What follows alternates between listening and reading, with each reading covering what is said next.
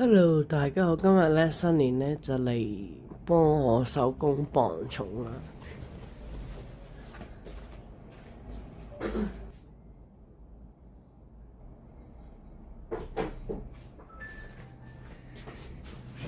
嘟嘟，第一個出場就係 DG，OK，33.6。第二隻奶茶，等等，36.8，肥咗喎好似。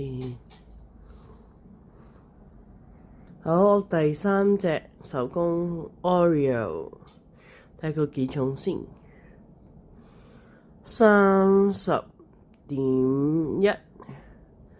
好啦，咁今日咧就係新年初三啦，所以咁我頭先就幫佢磅咗重啦。咁喺25年年中咧，12月嘅時候咧就31.7啦，就因為係阿奶茶就不停肥落去啦。咁今個月第二次磅咧就比上次肥咗。上升咗1.4 gram 嘅，係啊，佢係 gram 用 gram 去計嘅，係啦。跟住 DG 佢就計上一次磅咧，就係肥咗0.1 gram 啫，係啦，即係佢記錄就係維持得好好啦，唔會太肥啦，亦都唔會太瘦。